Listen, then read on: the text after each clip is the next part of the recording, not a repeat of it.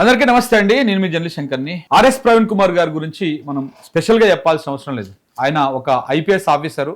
ఆయన పోలీస్ అధికారిగా ఉన్నప్పుడు తన కింద ఉన్నటువంటి పోలీస్ అధికారులకు కావచ్చు, వాళ్ళ సబార్డినేటర్స్ కావచ్చు, పోలీసులకు సంబంధించినటువంటి కొన్ని క్రమశిక్షణ తరగతులు ఇచ్చే ఉంటారు. ఎందుకంటే రీసెంట్గా జరుగుతున్నటువంటి కొన్ని సందర్భాలను చూసిన తర్వాత మాకు అనిపించింది. దాని తర్వాత పోలీస్ డ్రెస్ వీడి ఆయన పిల్లలకు పాఠాలు చెప్పాలి, పిల్లలని ప్రయోజనం చేయాలి, పిల్లలని వాళ్ళ జీవితాలకు బంగారు బాట వేయాలనే ఉద్దేశంతో ఆయన గురుకులాల వైపు టర్న్ అయ్యారు. గురుకులాలకు వచ్చి పిల్లలకు పాఠాలు చెప్పి ఒక బడి పంతులు లెక్క మారి అక్కడ చాలా మంది పిల్లలను ఎన్నో రకాల ఉన్నత శిఖరాల వైపు కూడా ఆయన తీర్చిదిద్దేటువంటి సందర్భాన్ని మనం చూసినాం. అవన్నీ కూడా మనం గురుకులాలలో గత 12 సంవత్సరాలుగా గురుకుల విద్యార్థులు తీసుకొచ్చినటువంటి ఘనతలను మనం చూసినాం. దాని తర్వాత ఆయన గురుకులాలను కూడా వదిలేసి ఆయన అడిషనల్ డీజీగా విఆర్ఎస్ తీసుకొని పొలిటికల్ టర్న్ తీసుకున్నారు. పొలిటికల్ టర్న్ తీసుకొని రాజకీయ నాయకుడు అవతారం ఎత్తిరు. రాజకీయ నాయకుడు అవతారం ఎత్తి కూడా ఆయన రాజకీయ పాఠాలు చెప్తా ఉన్నారు.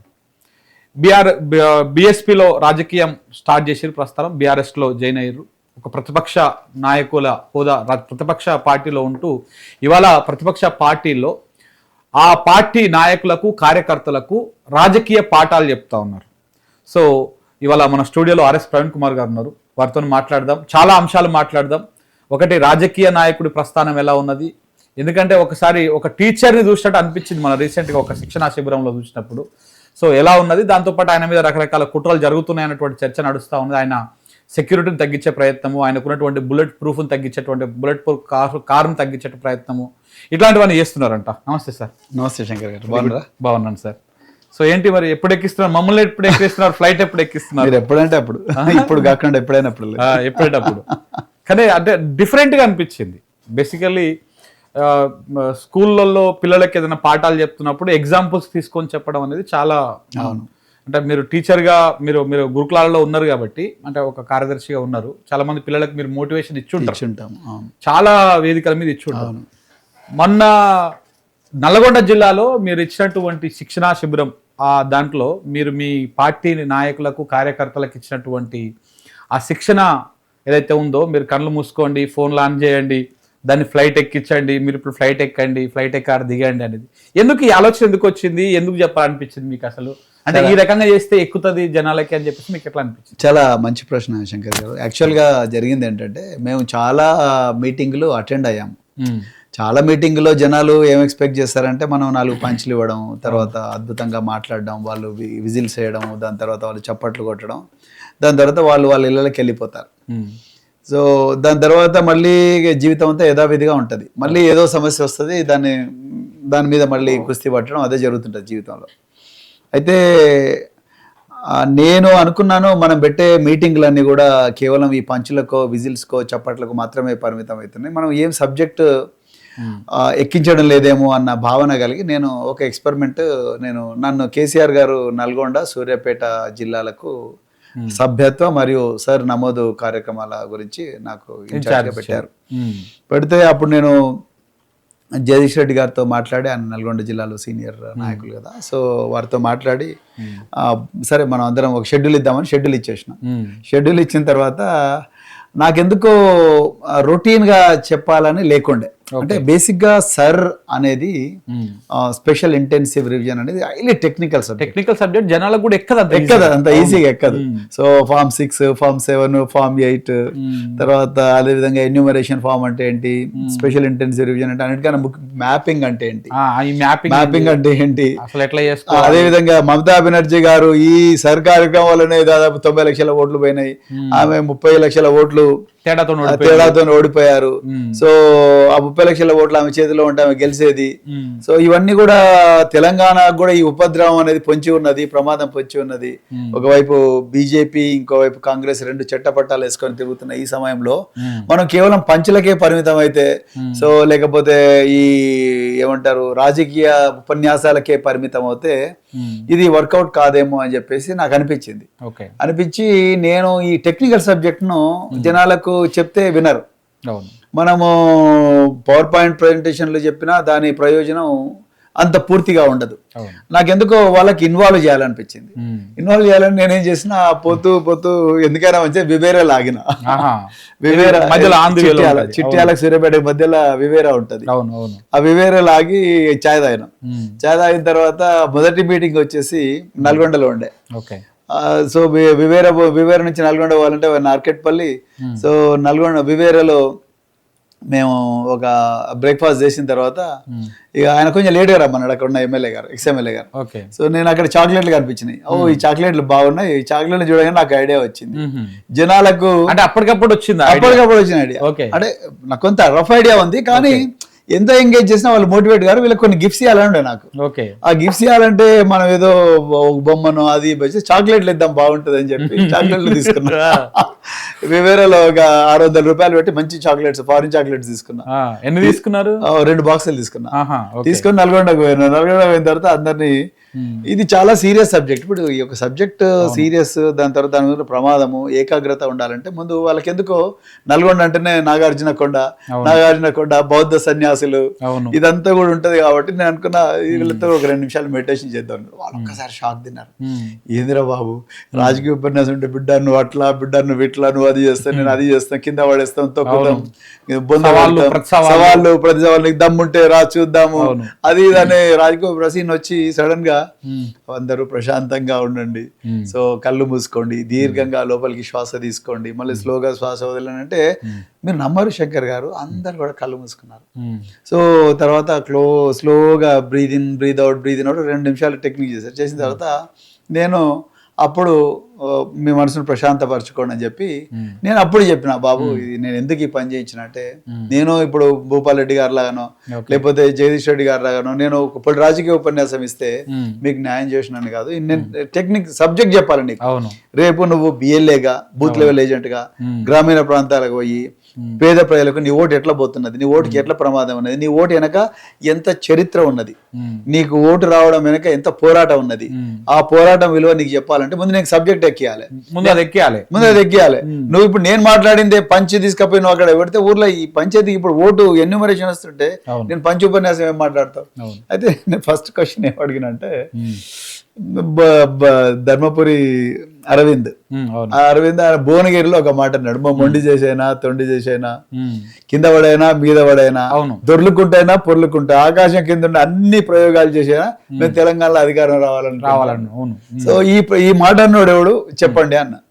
సో ఎవరు చాలా సైలెన్స్ ఉండేది. సరే ఒకళ్ళు లేచి ధర్మపురి అరవింద్ అన్నాడు, ఆయనకు చాక్లెట్ ఇచ్చిన, అంటే గిఫ్ట్ టైప్ ఆయనకు చాక్లెట్ ఇచ్చిన, అందరితో చప్పట్లు కొట్టించా. దాని తర్వాత నెక్స్ట్ రాజ్యాంగంలో ఎలక్షన్ కమిషన్ ఆఫ్ ఇండియా ఏ అధికరణం ద్వారా మన ముందరికి వచ్చింది అంటే, కొంచెం చదువుకున్న వాళ్ళు ఉంటారు కదా పిల్లలు, వాళ్ళు సార్ 324 ఆయనకు 2 చాక్లెట్లు ఇవ్వమని చెప్పారు. రైట్. తర్వాత మీనాక్షి నటరాజన్ అంటే ఎవరు, ఆమెకు వన్నుపోటు పొడిచింది ఎవరు అంటే అందరు రేవంత్ రెడ్డి అన్నాడు. అందులో మళ్ళీ కరెక్ట్ చెప్పండి సార్ రేవంత్ రెడ్డి అన్నాడు, ఆయన ఒక 2 చాక్లెట్లు. సో రేవంత్ రెడ్డి ఎవరి శిష్యుడు అంటే ఆయన చంద్రబాబు నాయుడు శిష్యుడు. మరి చంద్రబాబు నాయుడు అంటే మీకు గుర్తుకొచ్చేది ఏంటి అంటే మళ్ళీ వెన్నుపోటు. సో ఆయనకు 2 చాక్లెట్లు. అంటే ఆ ఎన్నుపోటుని కలుపుతున్నారు. ఎన్నుపోటు ప్లస్ వెన్నుపోటు, రేపొద్దున ఓటర్లకు కూడా వెన్నుపోటు అవుతుందిరా బాబు.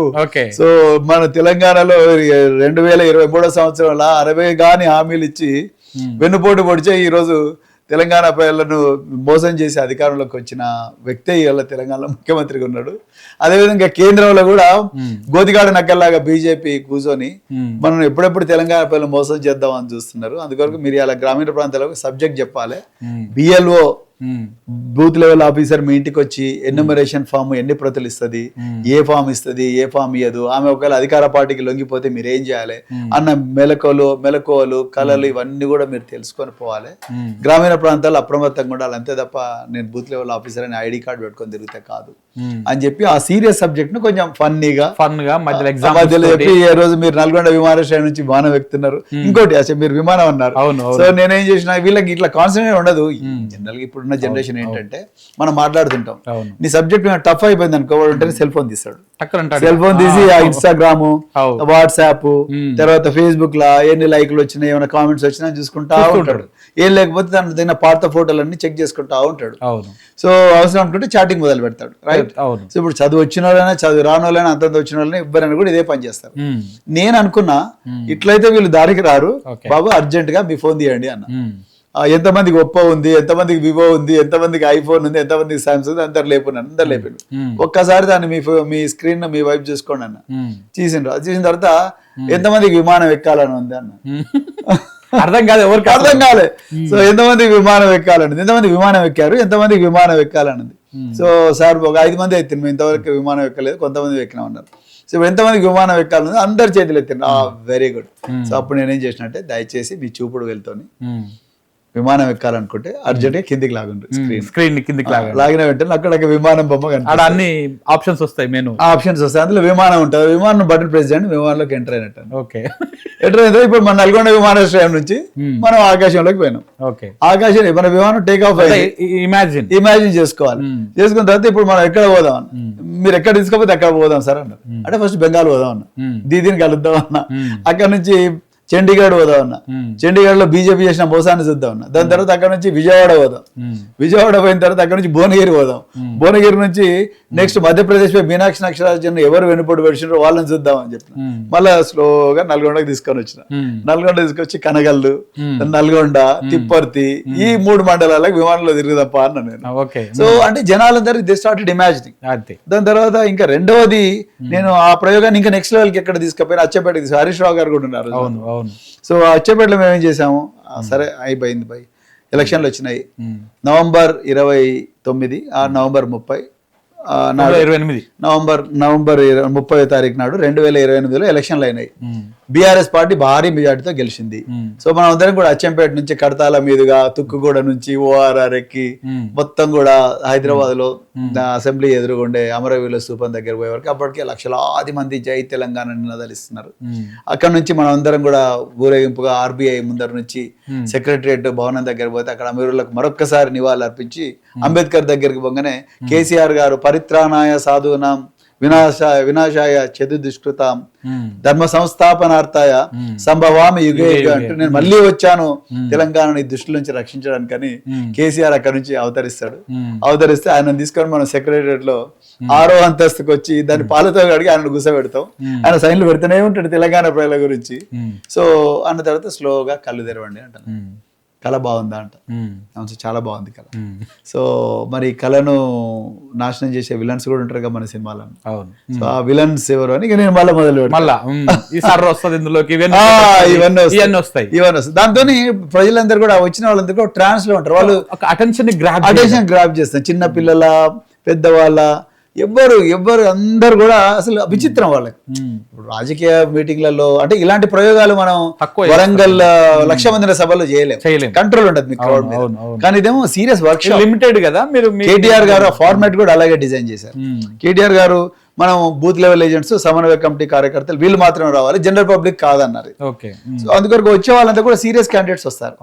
మేమేదో చేయాలి, ఏదో నేర్చుకొని పోవాలని వస్తారు. అలాంటి వాళ్ళకి మనం పంచులు ఇచ్చి పంపించేస్తే వాళ్ళకి ఎక్కదు. అది ఒక సబ్జెక్ట్ ఎక్కి పంపిస్తే అమ్మో దీని గురించి డిస్కస్ చేయాలి అంటే. తర్వాత నేను కొన్ని క్వశ్చన్లు పెట్టినారు. 6కు 2 కలిపితే ఎంత? 8 అంటే ఫామ్ 8. సో 10లో నుంచి 4 తీసేస్తే ఎంత? ఫామ్ 6.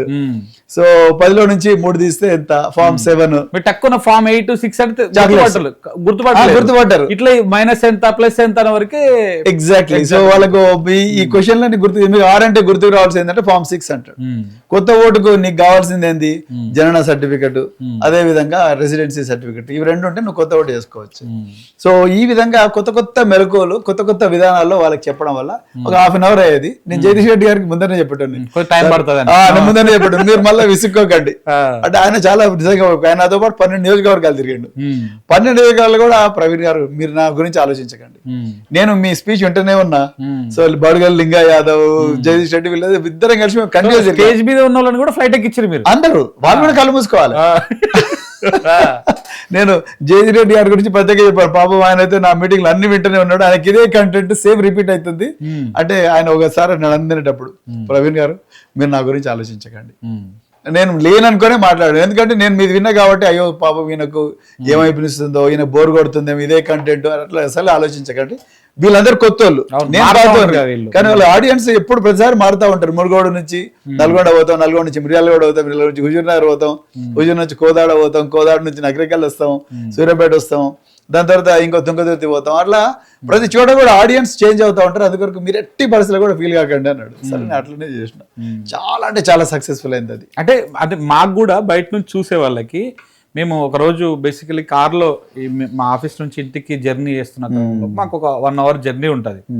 ఆ జర్నీలో మేము ఏదో ర్యాండమ్ గా పెట్టుకుంటూ పోతా ఉంటే మీది పెట్టినాం. ఆ రోజు పెట్టినప్పుడు అది మా ఎడిటర్లు, ఎందుకంటే వింటా ఉంటారు కదా ఎడిటర్స్, రెగ్యులర్ గా బయటలు కట్ చేసుడు అవి చేస్తా ఉంటే, ఇవాళ ఆర్ఎస్పీ గారు మంచిగా మాట్లాడారు, ఫ్లైట్ లెక్క ఇచ్చారు అందరికైనా వరకు పెట్టని చెప్పి పెట్టాం అనమాట.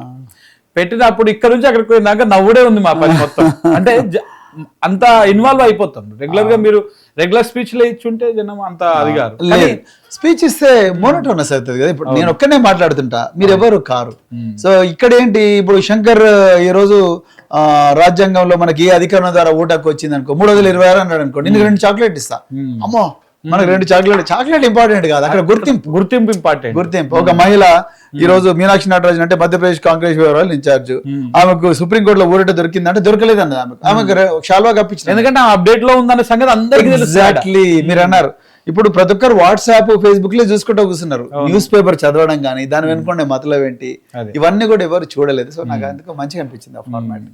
కానీ అంటే అట్లా మీరు చెప్తా ఉన్నప్పుడు ఎప్పుడైనా మీకు పాత డేట్స్ అంటే మీరు పిల్లలతో ఇంటరాక్షన్ అయినటువంటి సందర్భాలు అలాంటివి ఏమైనా గుర్తొచ్చినాయి. అంటే యాక్చువల్గా ఆ ఎక్స్పీరియన్స్ లేకపోతే చేయడం కష్టం, ఈ ఎక్స్పెరిమెంట్స్ చేయడం కష్టం. అంత పెద్ద ఆడియన్స్ ప్రతి చోట కూడా 1000 members వచ్చేవాళ్ళు.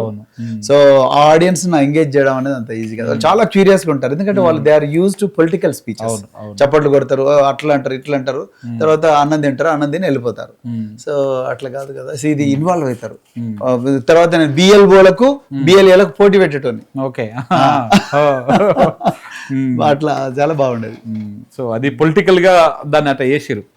అయితే ఈ సందర్భంలో ఇవన్నీ జరుగుతూ ఉంటే ఇప్పుడు మీకు మీ ముందు ఒక పెద్ద టాస్క్ కనపడతా ఉంది బీఆర్ఎస్ పార్టీ. అంటే ఈ సర్ అనేటువంటి ప్రక్రియ మీరు ఇప్పుడు అంటే వీళ్ళందరినీ మోటివేట్ చేసిరు, కానీ నిజంగా ఈ సర్ వల్ల ఈ వెస్ట్ బెంగాల్ లాంటి ఫలితాలు, లేకపోతే అంతకుముందు జరిగినటువంటి ఇప్పుడు కొన్ని రాష్ట్రాల్లో జరిగినటువంటి ఇన్సిడెంట్లు మనం చూస్తూ ఉంటే ఒక ప్రమాదం పొంచి ఉందనే భయం అయితే తెలుస్తుందా, అర్థమవుతుంది? ఏమరుపాటుతో ఉంటే మాత్రం అవుట్ అవుతుంది, తప్పకుండా అప్రమత్తంగా. ఇప్పుడు ఏదో పత్రికల్లో కూడా చూసినాం, ఆల్మోస్ట్ అటు ఇటుగా 89-90 లక్షల 89 lakhs మ్యాపింగ్ చేయకుండా అట్లా పెట్టిరంట.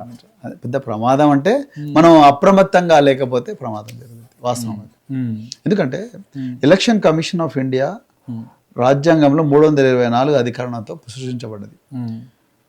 మీరు ఎన్ని పిటిషన్లు అనేయండి, ఎలక్షన్ కమిషన్ ఆఫ్ ఇండియా స్వతంత్రతను దాంట్లో సుప్రీంకోర్టు అడ్డం రావడం, చొరబడలేకపోతుంది, వాస్తవం. అది ఫైనల్ గా రిటర్నింగ్ ఆఫీసరే ఫైనల్ అంటది. అక్కడ చిన్న బీపీఓనో లేకపోతే వాళ్ళదే అసలు final. So BLO, next ERO, next DEO district election authority, దాని తర్వాత నెక్స్ట్ ఇప్పుడు మీకు స్టేట్ CEO అంటారు, చీఫ్ ఎలక్టరల్ ఆఫీసర్. వీళ్ళే ultimately powerful people. So supreme court కూడా ఇన్వాల్వ్ కాదండి, కాదు. సో ఇప్పుడు ఒకవేళ 80 లక్షల ఓటర్లని మ్యాపింగ్ విషయంలో ఎంత చేసినా గానీ అంటే నిజంగా ఫేక్ ఓట్లు పోయి డబుల్ ఓట్లు పోతే ప్రాబ్లం లేదు, అవును. కానీ ఓటకు ఉన్నటువంటి వాళ్ళు కోల్పోతే చాలా. అందుకొరకే BLAల పాత్ర చాలా ఇంపార్టెంట్ అని మేము క్లాస్ రూపంలో తీసుకోండి. ఇప్పుడు మీరు కరెక్ట్ పాయింట్కి వచ్చారు. సో యాక్చువల్ గా మేము ఇంత ఎనర్జీ ఇన్వెస్ట్ చేయడం ఎందుకు, KTR గారు కానీ మేము కానీ హరీష్ రావు గారు కానీ మిగతా అన్ని పార్టీల కంటే మీరే ముందు పోయారు. ఎగ్జాక్ట్లీ. ఎందుకు అంటే మిగతా పార్టీలు కాంగ్రెస్ కానీ BJP కానీ వాళ్ళకి BLOలు ఎప్పుడు కూడా వాళ్ళకు సబ్సర్వెంట్ ఉంటారు, అంటే లొంగుబడి ఉంటారు. BLOలు చిన్న ఉద్యోగస్తులు అండి పాపం, అంగన్వాడీలో అధికార పార్టీకి ఇన్ఫ్లుయెన్స్డ్ గా న్యాచురల్లీ కదా. సో వాళ్ళు ఇక్కడ చేయండి, అక్కడ BRS లో ఓట్లు తీసేయండి, మా ఓట్లు ఇన్ని 10 దొంగ ఓట్లు పెంచండి, ఈ ఫామ్ 7 యాడ్ చేసుకొని తీసేయండి, ఫామ్ 6 పెట్టండి, అవి అని అనుకోండి, మంచి సార్ అనుకుంటా పోతారు, లేకపోతే ట్రాన్స్ఫర్ చేస్తా అంటారు కదా. సో BRS కు ఆ సౌకర్యం లేదు, BRS పోరాటం చేయాల్సిందే. సో చేయాల్సిందే కాబట్టి మేము తప్పనిసరిగా మేము చాలా అప్రమత్తంగా ఉండాలి. BLAలందరినీ కూడా చేశాము. ఇప్పుడు మీరు అన్నట్టుగా ఆ ప్రమాదం ఉంది. ఇప్పుడు మ్యాపింగ్ ప్రక్రియ మీద ఇంట్రెస్ట్ తీసుకోకపోతే ధృవీకరణ పత్రాలు, 13 రకాల ధృవీకరణ పత్రాలు, ఈ వీటిని ఏమంటారు మన దగ్గర పెట్టుకోకపోతే ఏదో ఒక ధృవీక పత్రం ఇవ్వకపోతే మాత్రం ఇబ్బంది పడతాం. అదేవిధంగా జూలై 24 నాడు క్లోజ్ అవుతుంది సార్ మొదటి దశ. దాని తర్వాత అభ్యంతరాలు ఉంటాయి. సో అభ్యంతరాల సమయంలో మనము మన ఓట్లు ముసాయిదా ఓటర్ లిస్ట్ లో రాకపోతే మనం పోయి ఏ విధంగా కొట్లాడాలి, దానికి ఒక ప్రక్రియ, దానికి ఒక గైడెన్స్ అదంతా కావాలి. మళ్ళీ సెకండ్ టర్మ్ చేస్తారా అవగాహన, లేకపోతే దీంతోనైనా? లేదు, దీంట్లో మేము ఇప్పుడు టెలికాన్ఫరెన్స్ లో పెట్టుకుంటున్నాం. ఇప్పుడు ఇంకొకటి సార్, ప్రధానంగా వచ్చేటువంటి డౌట్ ఏంటి అంటే, సరే ఇప్పుడు వాళ్ళు మ్యాపింగ్ సరిగ్గా లేదని, మ్యాపింగ్ లేదనో లేకపోతే ఏదో ఒక రకంగా ఓటు తొలగించారని అనుకోండి. అవును. మళ్ళీ మనకి ఇంకా చాలా 2 years ఉంది కదా మధ్యలో గ్యాప్, మనం కొత్త ఓటు అప్లై చేసుకోవడానికి ఆప్షన్ ఉంటుంది కదా, ఎందుకు ఇంత భయాందోళన పడాల్సిన? చాలా మంచి ప్రశ్న. భయం ఏం అవసరం లేదు, కానీ భయము కావాలి, భయం అవసరం లేదు. సో భయం అవసరం లేదు, మనకు 2 సంవత్సరాల టైం ఉంది, కరెక్ట్. కానీ ధృవీకరణ పత్రాలు కరెక్ట్ గా పెట్టుకోవాలి. ధృవీకరణ పత్రాలు లేకపోతే అవి మనం సమకూర్చుకోవాలి లీగల్ గా. అవి లేవు అని వదిలేస్తే మాత్రం పోతుంది ఓటు. మీకు 2 సంవత్సరాలన పోతుంది, 20 సంవత్సరాలన ఓటు రాదు. ఓకే, చాలా ఇంపార్టెంట్. ఎలక్షన్, నేను మళ్ళీ రిపీట్ చేస్తాను, election commission of India is an independent body created by Article 324 of Constitution. No force on the earth in this country can interfere in election commission. Supreme కోర్టే involve కానప్పుడు ఎవరైతారు? So అందుకొరకు వాళ్ళ మార్గదర్శకాలను careful గా handle చేస్తూనే పోవాలి. ఈ ధృవీకరణ పత్రాలు ఏమేమి? 13 రకాల ధృవీకరణ. అందులో ఏమైనా మీకు ఐడియా ఉందా? ఐడియా ఉన్నది. మనకు రెసిడెన్సీ సర్టిఫికేట్, అదే విధంగా బర్త్ సర్టిఫికేట్, తర్వాత 10th క్లాస్ మెమో, ఏదన్నా ఒకటి, ఇందులో ఏదన్నా ఒకటి, పాస్పోర్ట్ కానీ, దాని తర్వాత క్యాస్ట్ సర్టిఫికేట్ కానీ, దాని తర్వాత మీకు గవర్నమెంట్ ఇచ్చిన ఐడి కార్డ్ కానీ, తర్వాత గవర్నమెంట్ యొక్క పెన్షన్ పేపర్స్ కానీ. గవర్నమెంట్ ఇచ్చిన ఐడి కార్డ్ అంటే ఆధార్ కార్డు, ఇవన్నీ ఆధార్ ఇప్పుడు యాడ్ చేస్తున్నారు.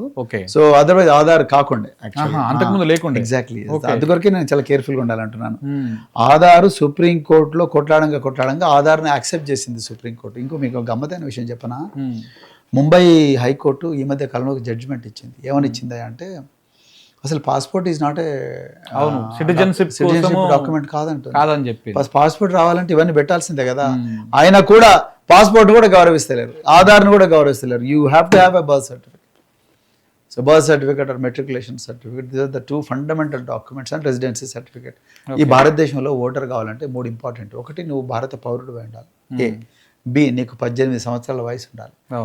సి, నీకు రెసిడెన్సీ ఉండాలి. రెసిడెన్సీ సర్టిఫికేట్ అంటే ఏంటి అంటే, స్థానికత అంటే నువ్వు బ్యాంక్ అకౌంట్, లేకపోతే కరెంట్ బిల్లో, లేకపోతే గ్రామ పంచాయతీ ఇచ్చిన సర్టిఫికేట్, లేకపోతే ఇంటి పట్టానో, లేకపోతే వాటర్ బిల్లో, కరెంట్ బిల్లో, ఇవన్నీ కంపల్సరీ కావాలి. అయితే ఓనర్లకు ప్రాబ్లం లేదు, కానీ రెంట్కు ఉండే వాళ్ళు ఇట్లాంటి వాళ్ళకి సమస్య, కొంచెం సమస్య వస్తుంది. కాకపోతే రెంట్ ఉండే వాళ్ళకి కూడా కరెంట్ బిల్ వస్తుంది కదా, కరెంట్ బిల్ వస్తుంది, బ్యాంక్ అకౌంట్ ఉంటుంది, ఎక్కడో దగ్గర ఉంటుంది. ఇంకొక గొప్ప విషయం అంటే, గొప్ప అంటే ఇంపార్టెంట్ విషయం ఏంటంటే, ఇక్కడ ఈ సర్ కార్యక్రమంలో ఈసారి మనకు ఇంతకుముందు లాగలేదు. ఇప్పుడు భారత ఎన్నికల సంఘం ఈఆర్ఓ నెట్ అనే ఒక కొత్త పాశుపతాస్త్రాన్ని తీసుకొచ్చింది. ఈఆర్ఓ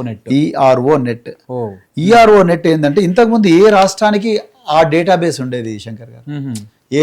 తెలంగాణకు తెలంగాణ డేటాబేసు, ఆంధ్రప్రదేశ్కి ఆంధ్రప్రదేశ్ డేటాబేసు, దాని తర్వాత గుజరాత్ డేటాబేసు, బెంగాల్కు బెంగాల్ డేటాబేస్ ఉండేది. ఇప్పుడు అన్ని డేటాబేస్ కలిపేసింది. ఇండియాలో కలిపి ఒకటే డేటాబేస్, మెగా డేటాబేస్, 90 కోట్ల ఓటర్ల డేటాబేస్ ఇప్పుడు ఎలక్షన్ కమిషన్ దగ్గర ఉంది. దీంట్లో బ్యూటీ ఏంటంటే, ఇప్పుడు మీరు ఓటు రిజిస్టర్ చేసుకుంటారు కూకట్పల్లిలో, వాత్సల్పురం, మీరు విజయవాడలో కూడా చేసుకుంటారు. ఆబ్వియస్లీ ఉంటుంది, ఎందుకంటే అక్కడ నేటివ్ ప్లేస్ కాబట్టి. కరెక్ట్. సో ఇక్కడ రెంట్కుంటారు, అక్కడనే మీరు నేటివ్ ప్లేస్. అవును. సో ఇప్పుడు ఈఆర్ఓ నెట్ కింద మీకు 2 స్కీమ్స్ ఉన్నాయి, 2 యాప్స్ ఉన్నాయి. ఒకటేమో డెమోగ్రఫికల్లీ సిమిలర్ ఎంట్రీస్, అంటే శంకర్, శంకర, శంకరి, శంకరాచార్య, ఈ విధంగా సిమిలర్ గా ఉన్న నేమ్స్ అన్నిటిని కూడా పాపప్ చేస్తుంది system. Point number 1. Photo same ఉంది, పాపప్ చేస్తుంది సిస్టమ్. ఇది ఓటో ఐడి కార్డు ఉందిగా, విజయవాడ బిఎల్ఓ కోట్ పోతుంది నోటీసు, వనసల్పురం బిఎల్ఓకి ఇంకో నోటీస్ వస్తుంది. రైట్. నువ్వు ఏదైనా ఒక దగ్గరనే పెట్టుకో, లేకపోతే ఆటోమేటిక్ గా డిలీట్ చేస్తాను నేను. ఆప్షన్ ఇస్తుందా ఓటర్? ఆప్షన్ ఇస్తుంది, ఎక్కడో పెట్టుకో.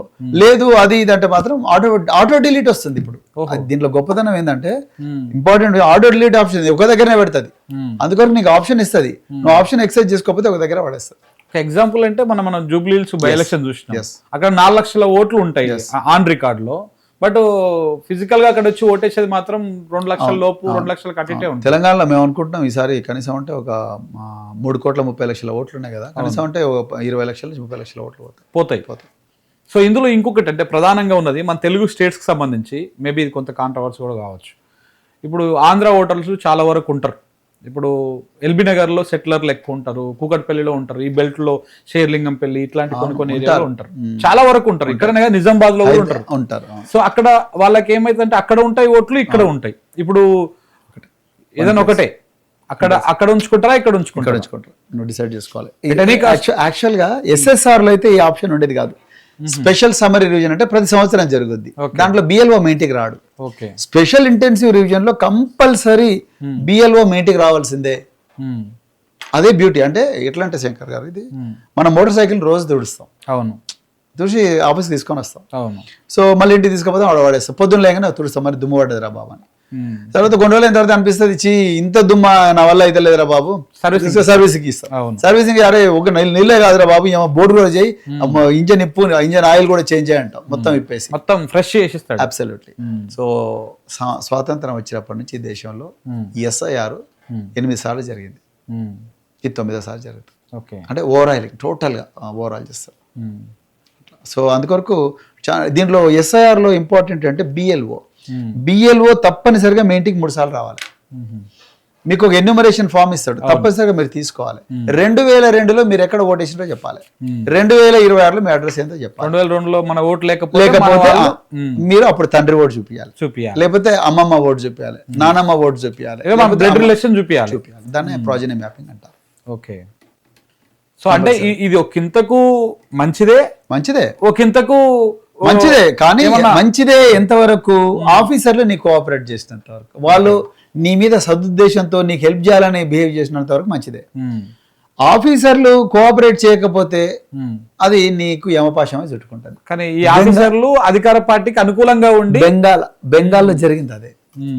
బెంగాల్లో కూడా మంచిదే, ఓకే టీకా 90 లక్షల ఓట్లు పోయినాయి, కానీ నా దగ్గర 35 లక్షల ఓట్లు జెన్యూన్, నాకు ఓటర్ ఐడి కార్డు ఉంది, నాకు రేషన్ కార్డు ఉంది, నాకు ఆధార్ కార్డు ఉంది అని మమతా బెనర్జీ గారు జిల్లా అధ్యక్షులను, మండలాల అధ్యక్షులను, తాలూకాల అధ్యక్షులను అందరినీ కూడా తీసుకుపోయి ఆర్డీఓ ముందర, కలెక్టర్ ముందర పెడితే ఇది నాకు గ్యారంటీ లేదు, ఇవన్నీ ఫేక్ అని చెప్తే ఆమె సుప్రీంకోర్టుకు నల్లకోట వేసుకొని పోయింది. అవును, పోయింది.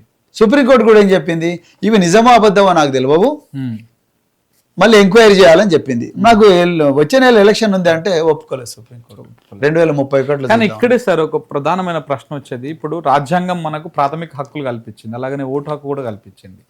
ఈ ఓటు హక్కు అన్ని ఉన్నాక కూడా కోల్పోయినప్పుడు ఎందుకు మనకు ఆ రాజ్యాంగం ఆ రక్షణ కల్పించలేకపోతా ఉంది? మనకెందుకు సుప్రీంకోర్టు ఇందులో ఇన్వాల్వ్ కాలేకపోతా ఉంది? సుప్రీంకోర్టు ఎందుకు ఇన్వాల్వ్ కాలేకపోతుంది అంటే, మనం ప్రజా ఉద్యమాలు జరగట్లేదు. ఇది గ్రాస్ రూట్ మొబిలైజేషన్ జరగకుండా మనం ఎంతసేపు మీడియాలో కొట్లాడుతున్నాం. ఇది గ్రాస్ రూట్ మొబిలైజేషన్ జరగాలి. జల్లికట్టు అయ్యప్ప స్వామి దేవాలయం దగ్గరికి మహిళలు పోవాలా వద్దా అనే దాని మీద, అదేవిధంగా జల్లికట్టు తమిళనాడులో జల్లికట్టుకు వ్యతిరేకంగా సుప్రీంకోర్టు తెప్పించినప్పుడు ఆ ప్రజలందరూ కూడా మన ఆరావళి దాని మీద కూడా ఎగ్జాక్ట్లీ జనం కదలేదు, ప్రజలందరూ కూడా వాళ్ళు రోడ్ల మీదకి వచ్చారు. ఈ గ్రాస్ రూట్ మొబిలైజేషన్ జరగనంత వరకు డెమోక్రసీస్ లో సుప్రీంకోర్టులో ఏం చేయలేరు. అందుకరికి బాబాసాహెబ్ అంబేద్కర్ అదే అన్నారు, మీరు ఎన్ని రాజ్యాంగాలను రాయండి, ఎన్ని ఇన్స్టిట్యూషన్స్ అన్నా నిర్మించండి, కానీ ప్రజలకు ఆ రాజ్యాంగం యొక్క విలువ, ఆ ఇన్స్టిట్యూషన్స్ యొక్క విలువ తెలవనంత కాలం ఈ రాజ్యాంగం వేస్ట్ అన్నాడు. ఓకే. అందుకని గ్రాస్ రూట్ మొబిలైజేషన్ జరగాలి. మమతా బెనర్జీ గారు ఆ గ్రాస్ రూట్ మొబిలైజేషన్ మీద ఫోకస్ చేసి ఉంటే ఆమె కొంచెం ఊరట కలిగి ఉండేది. ఆమె లీగల్ ఫైట్ అందుకున్నది, టైం కూడా లేదు పాపం ఆమె. అందుకొరకే తెలంగాణ ప్రజలు చాలా అప్రమత్తంగా ఉండాలంటున్నాను. ఇది చూడడానికి చాలా ఈజీ, మాకేమనిపిస్తుంది, మాకేం కాదు కదా, మేము తెలంగాణ వాళ్ళమే కదా, అట్లా కుదరదు. నీకు 2002లో నీ ఓటు లేదు, 2002 నీ దగ్గర ధృవీకరణ పత్రాలు సరిగా లేవు, అవి ఇష్యూ చేసిన అథారిటీ కాంపిటెంట్ అథారిటీ కాదు, దాన్ని నువ్వు ప్రూవ్ చేసుకోలేకపోతున్నావు, ఈఆర్ఓ నీకు కోఆపరేట్ చేయట్లేదు, అప్పుడు ఏం చేస్తావు? ఎంఆర్ఓలు ఆర్డీఓలు నీకు కోఆపరేట్ చేయకపోతే, అందుకొరకే you should be very careful. Okay right sir. ఇప్పుడు మనం సర్ నుంచి బయటకు వద్దాం, ఇక చాలా టెక్నికల్ దిగుదాం మనం విమానం ఇప్పుడు విమానం దిగుదాం. మళ్ళీ ఇప్పుడు ఒకసారి రాజకీయాల వైపు వద్దాం. ఏంటి మీ మీద ఒక స్పెషల్ ఫోకస్, ఒక కుట్ర జరుగుతున్నట్టుగా కనపడతా ఉన్నా చూస్తా ఉంటే. అంటే కుట్ర జరుగుతున్నది, కనిపించడం కాదు, జరుగుతుంది.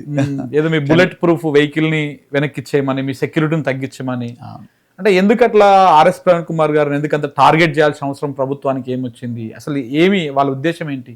నిజానికి నాకు కూడా అర్థం కాలేదు. నేను అర్థం చేసుకున్నా నాకుండే పరిమితమైన జ్ఞానం మేరకు.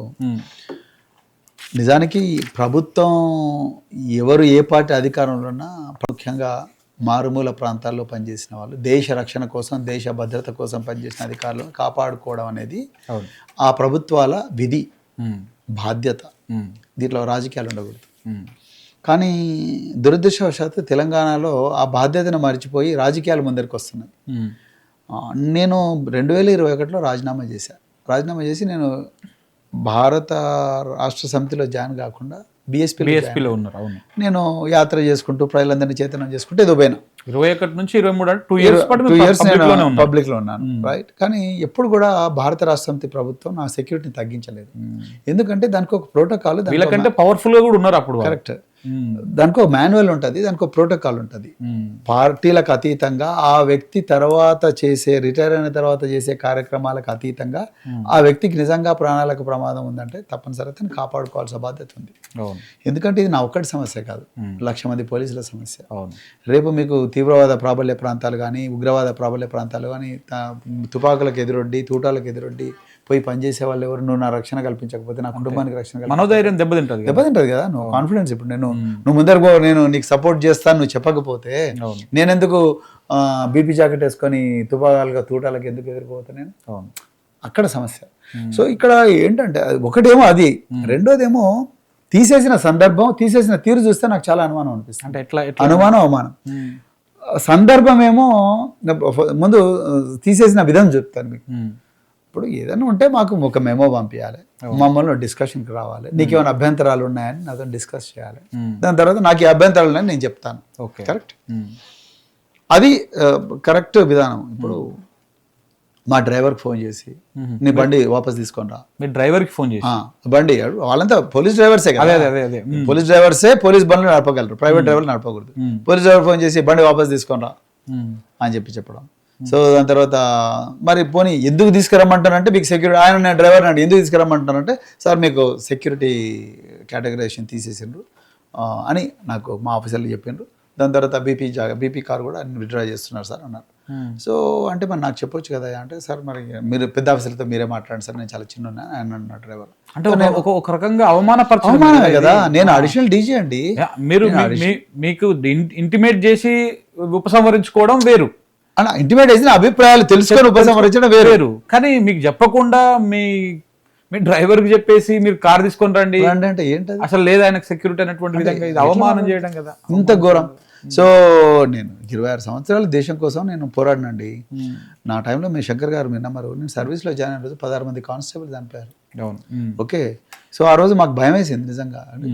చిన్న వయసులో మందుపాతలు వేయడము, అంబుష్లు జరగడం, చనిపోవడం, రక్తపాతము, బాడీలు మోయడం, అదంతా భయం వేసింది. అప్పుడు మా ఆఫీసర్లు అన్నారు, ఇవి ఇంకా ఇది ఓన్లీ శాంపుల్ రా బాబు, రాబోయే రోజుల్లో యుద్ధం జరుగుతుంది, యుద్ధంలో మీరందరూ పోరాడాల్సి ఉంటుంది, ఇట్లా భయపడకూడదు అని చెప్పి మెల్లమెల్లగా దువ్వుకుంటూ బుజ్జగిస్తే మమ్మల్ని సర్వీస్లోకి దించారు. దించిన తర్వాత మేము అమాయకంగా చేశారు కదా, అన్ని చోట్ల చేశాం. దేశం కోసం, రక్షణ కోసం మేము మొండిగా పోరాడాం. ఓకే, సో పోరాడినప్పుడు మాకు ఎప్పుడు కూడా ఈ 30 సంవత్సరాల తర్వాత ఒక రేవంత్ రెడ్డి అనే వ్యక్తి వస్తాడు, ఆయన ఇంత ఘోరంగా ఆలోచిస్తాడని ఆలోచన ఆ రోజు రాలే మాకు. అనుకున్నాం మరి ఎవరైనా ఏమున్నది అప్పుడు ప్రొసీజర్ ఫాలో అవుతారు అని అనుకున్నాం. అవును, మరి ఇప్పుడు సడన్ గా ఇదేందండి. ఇంకోటి, మేము మామూలు ఇప్పుడు దేశంలో ఒక 5,000 మంది 10,000 మంది ఆఫీసర్లు ఉంటారు. గ్యాలంటరీ మెడల్ వచ్చిన ఆఫీసర్లం మేము. భారత రాష్ట్రపతి ఇచ్చి మాకు ఒక మెడల్ ఇచ్చారు. చాలా తక్కువ మంది ఆఫీసర్లకు వస్తుంది అది. అదేవిధంగా meritorious service medal, internal security medal ఇవన్నీ ఇచ్చారు. కనీసం మాకు చెప్పాలే కదండి. సో నేను ఈ సందర్భం చెప్తాను. సందర్భం ఏంటి, నేను రేవంత్ రెడ్డి గారి వైఫల్యాలను ఎత్తి చెప్తాను, ఆధారాలతో సహా ఎత్తి చెప్తాను. రెగ్యులర్ ఏదో ఒక సందర్భాన్ని తీసుకొస్తా ఉన్నాం. మేము ప్రతిపక్షంలో ఉన్నాం. ప్రతిపక్షంలో అధికార పక్షం ప్రజలకు న్యాయం చేయకపోతే గొంతెత్తాల్సిన బాధ్యత మా మీద ఉంటుంది, రైట్? సో నేను ఆధారాలతో సహా ముందర పెడుతున్నా. సో నేను పోలీస్ డిపార్ట్మెంట్ నుంచి వచ్చాను కాబట్టి నేను పోలీసు డిపార్ట్మెంట్ చేస్తున్న వైఫల్యాలు కూడా చెప్పాను. అదే క్రమంలో బండి సంజయ్ గారి అబ్బాయి ఎవరైతే ఉన్నారో ఆ విషయంలో కూడా చెప్పాను. అదే అడగబోతా ఉన్నా. ఈ టాపిక్ మాట్లాడినాకనే మీ మీద ఎక్కువ ఫోకస్ దీని మీద ఎక్కువ ఫోకస్ దాని తర్వాత నేను రేవంత్ రెడ్డి గారికి నా మీద బాగా కోపం పెరిగింది. సో నేను అన్నాను, చూడయా ఇప్పుడు నేను పోక్సో కేసులు చాలా జరుగుతుంటాయి, మహిళల మీద బాగా అత్యాచారం జరుగుతుంది, జరగకూడదు కానీ జరుగుతున్నాయి. సో నాకు ఎక్కడ ఈ బండి సంజయ్ కేసులో విచిత్రం అనిపించింది, అందుకొరకు నేను కొంచెం ఎక్కువ ఇంట్రెస్ట్ తీసుకున్నాను. జనరల్గా ఒక నిందితుడి మీద ఒక మైనర్ బాలిక కంప్లైంట్ ఇస్తే శంకర్ గారు, సో వెంటనే ఆ అమ్మాయి స్టేట్మెంట్ గోల్డ్ స్టాండర్డ్గా తీసుకోమని చట్టం చెప్పాలి. తీసుకొని వెంటనే వాడిని తీసుకొచ్చి లోపల పడేయాలి, తర్వాతనే మిగతా విషయాన్ని. ఇక్కడ ఆ అమ్మాయి తల్లి అమ్మాయి ఇద్దరు కలిసి పోలీస్ స్టేషన్కి వెళ్తే ఆ పోలీస్ స్టేషన్లో వీళ్ళకు అక్నాలజ్మెంట్ ఇవ్వడానికి కూడా 6 గంటలు తీసుకున్నారు. మిడ్ నైట్ దాకా ఉండాల్సి వచ్చింది. కరెక్ట్, మే 8వ తారీఖు నాడు. కానీ అంతకన్నా క్రూరమైంది ఏంటయ్యా అంటే వీళ్ళు ఇక్కడ వెయిట్ చేస్తుండగానే వీళ్ళ మీద కేసు కావాలి, కరీంనగర్ లో వీళ్ళ మీద కేసు అయింది, ఈ అమ్మాయి మీద కేసు అయింది. అవును, చిన్న బాలిక ఒక మంత్రి కుమారుడు, అది కూడా బండి భగీరథ్, ఇప్పటికే 4 దునాయి చేసినోడు మహేంద్ర యూనివర్సిటీలో, ఆయన మీద ఈమె ట్రాప్ వేస్తుందంట, వేసి బెదిరిస్తుందంట, బిడ్డ నన్ను పెళ్లి చేసుకోకపోతే నీ కథం చేస్తా, నాకు పైసలు ఇవ్వంటదంట. అంటే ఈయన 50,000 ఇస్తాడంట. 50,000 ఇవ్వగానే ఆ 50,000 ఇవ్వగానే మనోడికి సరిపోవు, ఎవరికి వీళ్ళకు అమ్మాయి వాళ్ళకు, లేదు 50,000 కాదు మాకు 5 కోట్లు కావాలి. 5 కోట్లు నా దగ్గర నుంచి ఎక్కడ ఉన్నాయి, నేను ఇవ్వలేను 5 కోట్లు అంటే, అప్పుడు ఇక నా ప్రాణాలు కూడా ప్రమాదం ఉంది వీళ్ళ వల్ల అని చెప్పేసి మనోడు కేసు పెడతాడు. కంప్లైంట్ చేస్తే అక్కడనేమో నాన్ బెయిలబుల్ కేసు పెట్టారు, సెక్షన్లు నాన్ బెయిలబుల్ పెట్టారు. అక్కడ కేసు అయిన తర్వాత అక్కడ సాయంత్రం 5:30 అవుతుంది. అంటే అప్పటికి జీడీ ఆపుకున్నారు, అక్కడ కూడా రాత్రి చేసిండు, కానీ 5:30 గంటలకు అయినట్టుగా చూపించారు. ఓకే, దాని తర్వాత ఇక్కడ కేసు మరుసటి రోజు పొద్దున చేశారు. చేసి ఏం పెట్టారు, ఇక్కడ బెయిలబుల్ సెక్షన్స్ పెట్టారు, వీక్ సెక్షన్స్ పెట్టారు. బండి భగీరథ్కి ఏమో బెయిలబుల్ సెక్షన్స్ పెట్టారు. ఆ అమ్మాయి ఎవరైతే మైనర్ బాలిక ఉందో ఆమెకు మాత్రం నాన్ బెయిలబుల్ సెక్షన్స్ పెట్టారు.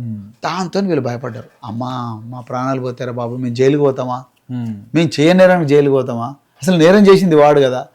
ఆ విధంగా నా కాంటాక్ట్లోకి వచ్చారు మీలాంటి కొంతమంది.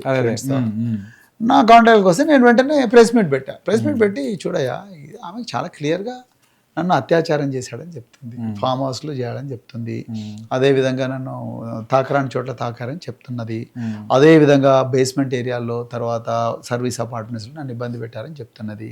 మైనర్ బాలిక, కేవలం హరాస్మెంట్ ఎందుకు పెడుతున్నారు ఆమె మీద పెట్టాల్సిందే, అతని మీద సెక్షన్ 6 కూడా పెట్టాలి కదా అని నేను సెక్షన్ ఆఫ్ లా ఇవన్నీ కూడా నేను క్లియర్గా చెప్పుకుంటూ వచ్చా. వచ్చిన తర్వాత నేను చెప్పిన మరి ఇదేం పోలీసింగ్ అని.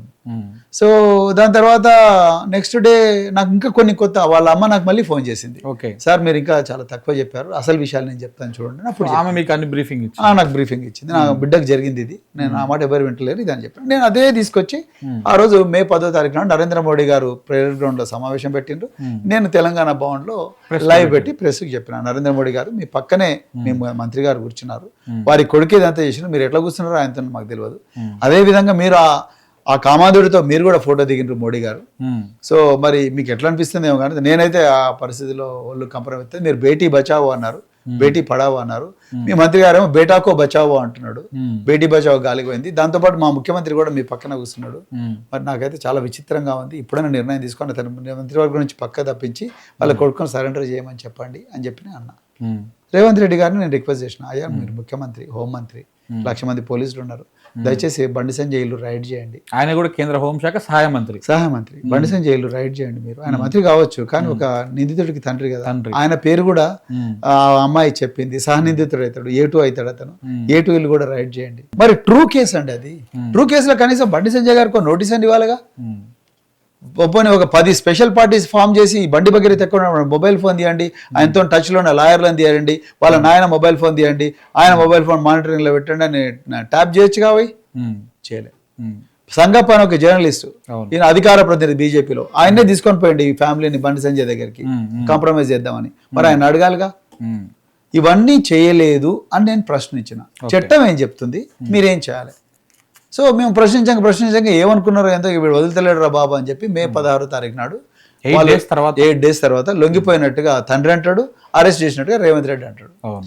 ఈ రేవంత్ రెడ్డి ఏంటంటే నేను ఏదో నా బండి సంజయ్ కాపాడదాం అనుకున్నా, ఈ చిల్లర స్మాల్ కేసు పెట్టి నీరు కాడుదాం అనుకున్నా, వీడేమో ఎంబడిపడి యావజ్జీవ కారాగార శిక్ష వచ్చే సెక్షన్లు పెట్టించిండు.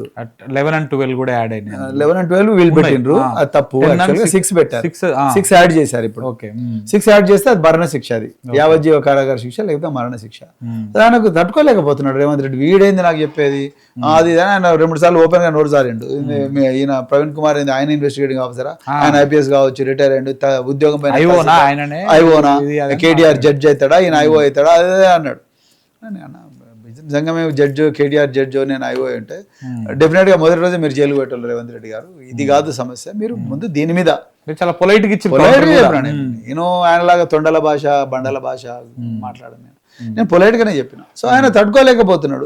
ఈ వీడు ఎక్కడ ఇంటలేడు, గురుకుల కుంభకోణం అన్నాడు. హరీష్ రావు గారు మేమందరేమో 2000 కోట్ల కుంభకోణం అన్నాడు.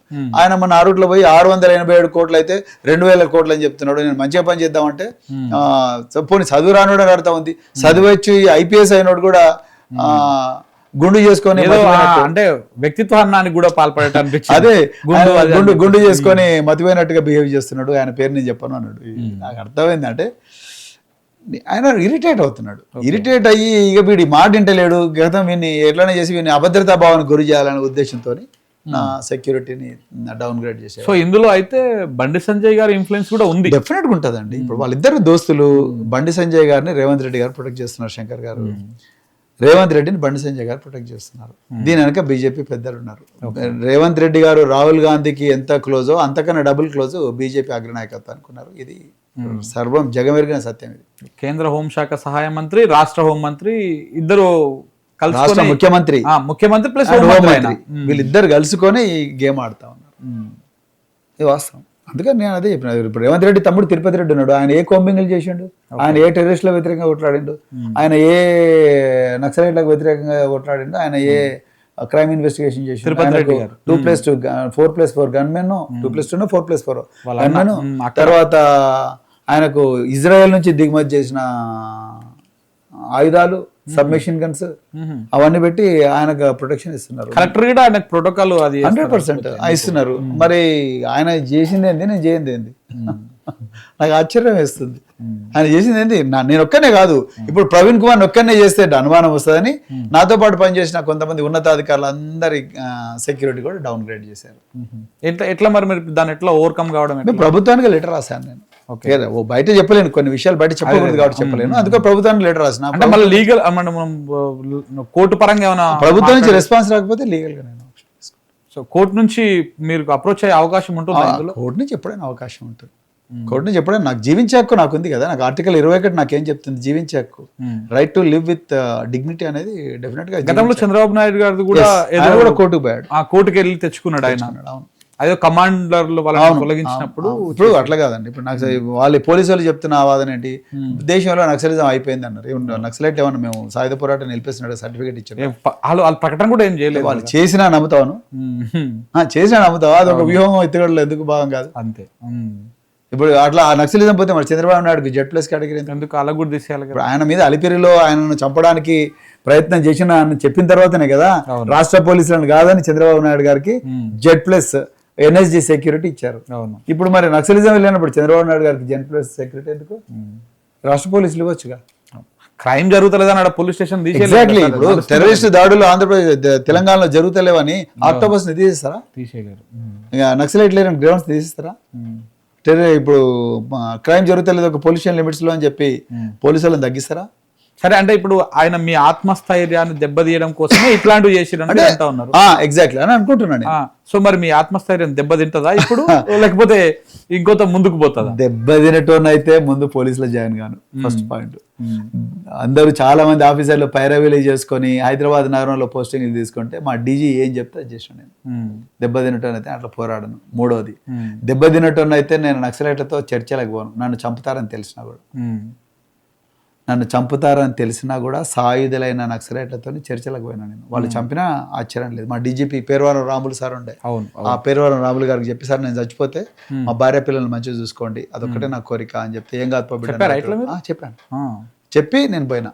సో నేను ఆత్మస్థైర్యం దెబ్బతింటూనైతే నేను బీఆర్ఎస్ పార్టీలకు ఎందుకు వస్తా, రేవంత్ రెడ్డి ఎంబడే పోయాను కదా. ఓకే. ఈ మధ్యలో నేను ఒకటి మిస్ అయిన మధ్యలో క్వశ్చన్ని, ఈ ఆత్మస్థైర్యం దెబ్బతీసే క్రమం లోపల అంటే మీరు వరుసగా ప్రెస్ మీట్లు పెడుతున్న సందర్భం లోపల మీడియాను కూడా మీ మీద ప్రయోగం చేసినట్టున్నారు కదా, కొంత మీ కుటుంబ సభ్యుల మీద పోల్ పెట్టుడు. చేశారు. ఇప్పుడు మహాడ్ న్యూస్ వంశీ వీళ్ళందరూ మా కుటుంబ సభ్యుల మీద ఒక పోల్ పెట్టి బండి సంజయ్ కొడుకు మీద ఇంత ఎగురుతున్నాడు ప్రవీణ్ కుమార్, నీకు ఈయన కొడుకులు ఏమైనా సొక్కమైన వాళ్ళ అని ఒక పోల్ పెట్టిండు ఆయన.